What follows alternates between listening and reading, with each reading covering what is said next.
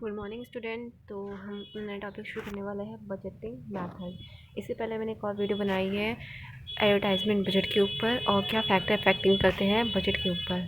Sorry, थोड़ा noise pollution हो रहा होगा, इसके लिए मैं सॉरी। सो स्टार्ट करते हैं आगे। ये 4 मैथड है बजटिंग मैथड के जो है पढ़ने हैं। ओके, फिर नेक्स्ट है हमारा, हम बजटिंग मैथड को बजट सेटिंग भी कहते हैं। ठीक है, ये 4 चीज़ें हैं जो बजट सेटिंग, कोई भी चीज़ सेटिंग का मतलब ये इतना किसी भी चीज़ को प्रॉपर मैनर में करना, हर चीज़ को सेट में करना। ये इतना होगा, ये इतना होगा, ये इतना होना चाहिए, ये इतना होना चाहिए, ये तो सेटिंग इस तरीके से बजट को करते हैं हम। नेक्स्ट है हमारा अफोर्डेबल मैथड। बजट मैथड के अंदर हमारा सबसे पहला पॉइंट आता है अफोर्डेबल मैथड। इस मैथड के अंदर क्या होता है, कंपनी जो है ना डिसाइड करती है कि कितना पैसा जो है इन्वेस्ट करना है, क्योंकि जितना उनके पास फाइनेंशियल, अगर वो फाइनेंशियली स्ट्रॉन्ग है तो वो ज़्यादा एडवर्टाइजमेंट में स्पेंड करेंगे। अगर उसके पास उतने फंड नहीं है या तो उसके पास पैसा नहीं है कंपनी के पास, तो वो लो या नॉर्मल स्पेंड करेगा अपने बजट के लिए। इसे कहते हैं हम अफोर्डेबल मैथड। हम चेक करते हैं कि कितना अफोर्ड कर सकती है हमारी कंपनी। इससे कुछ एडवांटेज है, कुछ डिसएडवांटेज है। क्या एडवांटेज है कि बहुत सिंपल मैथड है एडवर्टाइजमेंट बजट का। डिसएडवांटेज क्या है इसमें, ये अनकर्टेन है और एडवर्टाइजमेंट बजट इनकर्टेन है एडवर्टाइजमेंट बजट में। और ये ना लॉन्ग रन के लिए सही नहीं, लॉन्ग रेंज प्लान के लिए बहुत गलत है। क्योंकि कुछ कंपनीज जो है लॉन्ग टर्म अपना प्लान सोचती है, कुछ कंपनी शॉर्ट टर्म सोचती है। तो कंपनी अगर लॉन्ग टर्म सोचेगी कि हाँ ये मुझे जो है अगर मैं अपनी एडवर्टाइजमेंट लॉन्ग रन करती हूँ तो क्या ये लोगों को मेमोराइज़ होगा। तो इस मेथड में ना मुश्किल होता है, क्योंकि जितना से अच्छा हम एडवर्टाइजमेंट करेंगे, जितना इफेक्टिव, जितने अच्छे पॉपुलर स्टार्स यूज़ करेंगे अपने एडवर्टाइजमेंट में, तो वो उतना ही ज़्यादा इफेक्टिव बनता है, वो इतना ज़्यादा अट्रैक्टिव बनता है और ज़्यादा दिन तक वो हमें मेमोराइज रहता है। इसलिए लॉन्ग रेंज प्लान के लिए सही नहीं है अफोर्डेबल मेथड, और कोई लॉजिकल नहीं है। नेक्स्ट है हमारा परसेंटेज सेल्स मेथड। इसमें क्या होता है, ये नॉर्मली जो ये वाला मेथड है ना, ये एडवर्टाइजमेंट को डिटरमाइन करने के लिए बनाया जाता है। दूसरी चीज़, इसमें फिक्स्ड परसेंटेज होती है सेल की। तीसरी चीज़ इसके अंदर ये है कि इससे बस इतना होता है कि इससे ना बस ये चीज़ किया जाता है कि इससे फोरकास्ट, मतलब कि प्रेडिक्ट किया जाता है फ्यूचर में हमारा सेल इतना हो सकता है। इस मेथड से हमें ये पता चलता है कि फ्यूचर में हमारा इतना जो है सेल्स होगा। बस इसका यही है, क्योंकि इसके अंदर फिक्स्ड है, तो उसके हिसाब से हम अनुमान लगाते हैं, प्रेडिक्शन करते हैं, ठीक है, कि सेल्स कितनी होगी। फिर है फाइनेंशियल स्टेटमेंट। ये कौन सी गुड्स होती है, जो कॉस्ट ऑफ गुड्स होती है ना, कितनी बिकी है, कितनी हमारे पास रिसेवेबल है, और रिप्रेजेंट करती है परसेंटेज ऑफ सेल्स में। नेक्स्ट, इसके एडवांटेज क्या होते हैं। इसके एडवांटेज जो होते हैं, इसमें यह है कि इसमें जो ना क्विकली हम फोकस कर सकते हैं कि कितना हमारा सेल्स हो सकता है इन फ्यूचर। इस मेथड से हम बस इतना है एडवांटेज ये कि कितना सेल्स होगा हम ये फोकस कर सकते हैं। दूसरी चीज़ ये है, ये हाई क्वालिटी फोकस, ये नहीं कि हाँ होगा या नहीं होगा, क्योंकि कुछ ऐसे प्रोडक्ट्स हैं जो है ना जिसकी डिमांड हमेशा रहती है। जैसे कि कुछ जो हम यूज़ करते हैं डेली आइटम में, ब्रेड हो गया, ये हम डेली यूज़ से जो प्रोडक्ट्स होती है वो।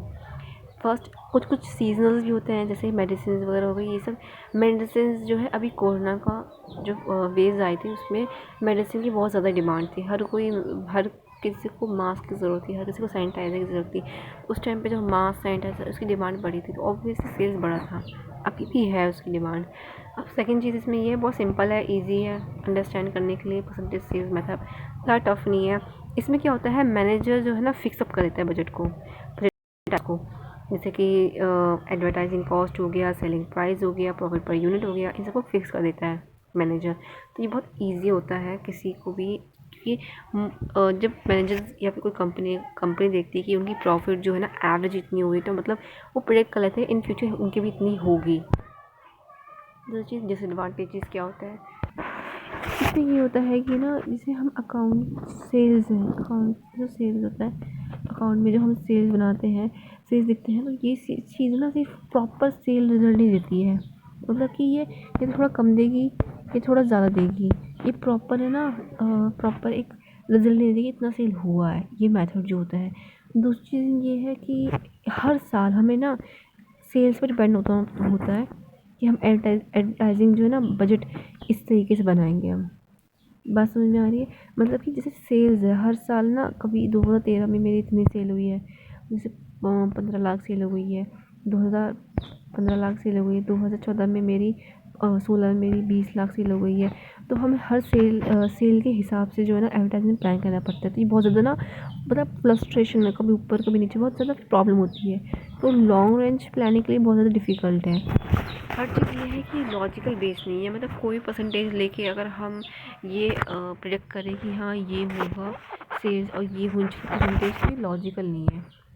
नेक्स्ट आता है कॉम्पिटिटिव पार्टी मेथड। इसके अंदर होता क्या है, इसके अंदर क्या होता है कि जैसे हम एडवर्टाइजमेंट में जितना भी एक्सपेंडिचर ना एक्सपेंड करते हैं, ठीक है, तो हम कॉम्पिटिटर को देखते हैं कि उसने कितना अपने ना प्रोडक्ट में एक्सपेंड किया है एडवर्टाइजमेंट में।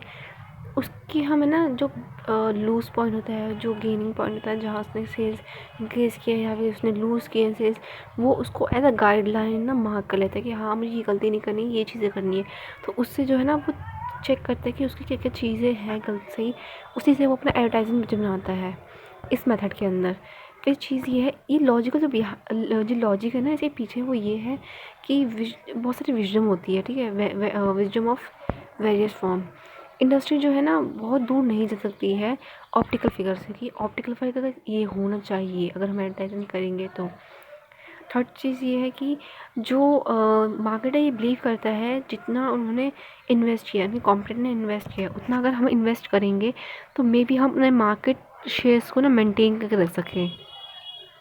और ये मेथड यूज़फुल होता है डिफेंसिव डिवाइस ऑफ एडवर्टाइज़र, ठीक है। नेक्स्ट हमारे पास कुछ एडवांटेजेस है और कुछ डिसएडवांटेजेस है, तो पढ़ते हैं। एडवांटेजेस ये है कि ये रिकॉग्नाइज कंपटीशन को बढ़ावा देता है, ओके। फिर है इसके अंदर it can be safe strategy, ये बहुत सेफ स्ट्रेटजी है कि हाँ इसको जो कंपनी होता है उसको पता होता है कि अगर मैंने कुछ गलती कर दी तो मेरे जो कंपनी है वो शट डाउन भी हो सकती है। तो इसलिए वो जो है अपने कॉम्पिटिटिव देखता है। तो इससे ये होता है कि उसके पास है ना सेफ्टी होती है कि हाँ अगर उसका इतना सेल्स हुआ है, उसकी कंपनी इतनी ग्रोथ हुई है, तो मेरी भी हो सकती है। दूसरी चीज़ ये है कि ये monitor the marketing and the advertising strategy. ये चीज़ क्या है, जो एडवर्टाइजमेंट स्ट्रेटेजी ना उसको मॉनिटर करती रहती है कि किसने क्या किया, किस कंपनी ने क्या किया, ठीक है। डिसएडवांटेजेस क्या है, ये competition does not have all the answer what if wrong.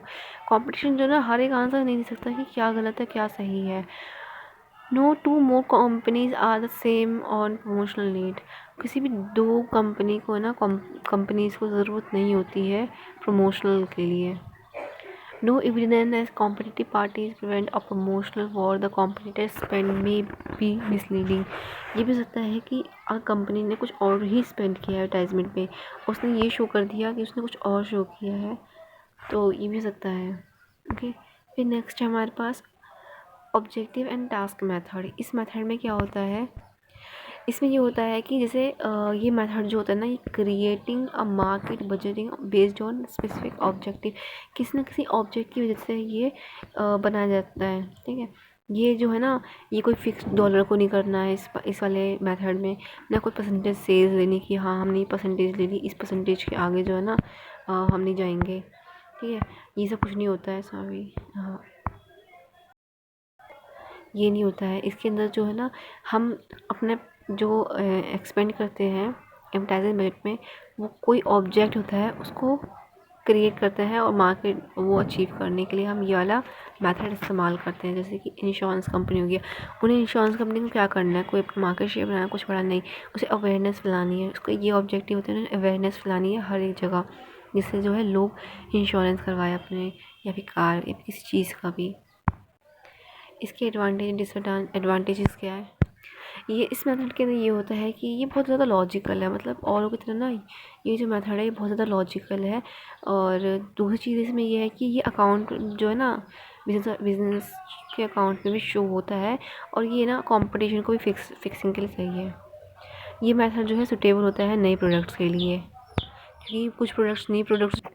Second चीज़ ये है इसमें डिसएडवांटेजेस। तो डिसएडवांटेजेस क्या होते हैं इसके अंदर, जिस मेथड ये जो मेथड ना फेल है क्या प्रोवाइड करने में, प्रायोरिटाइजिंग एडवर्टाइजिंग ऑब्जेक्ट, ठीक है। लेकिन हर किसी की है ना ऑब्जेक्ट अलग अलग होते हैं। कोई चाहता है कि ना इसकी सेल्स बढ़ाने में ये ऑब्जेक्ट लगाओ कि 1 साल में इतना सेल ही करना है, कोई कहेगा नहीं अवेयरनेस बढ़ाओ, कोई कहेगा कुछ और। तो ये सब चीज़ें ना हर किसी को ना एक चीज़ से नहीं, सब पर अपने अपने पॉइंट ऑफ व्यू से, सबके पास अपने अपने एक्सपीरियंस है कुछ अलग अलग। ये जो है ना, it is objective are not well defined, ये डिफाइंड नहीं। ये ऑब्जेक्टिव जो है ना, ये ना कितने हमने, हाँ कितना एफर्ट डाला है, ये सब दिखाती नहीं है, ये सब वेस्ट कर देती है, ठीक है, वो गो टू वेस्ट। ये डिफ़िकल्ट है, attain a specific task equation two achieve the object and cost association with a particular task, ठीक है। ये ज़रूरी नहीं है कि जो हमने ऑब्जेक्टिव बनाया है उस पर काम करें। कभी कभी होता है कि हम चाहते कुछ और है, हो कुछ हो जाता है, तो यही है इसके अंदर। तो नेक्स्ट जो है हमारे पास वो है, thank you for watching. Complete हो गया, 5 है। आई होप सो कि आपको समझ आ गया होगा।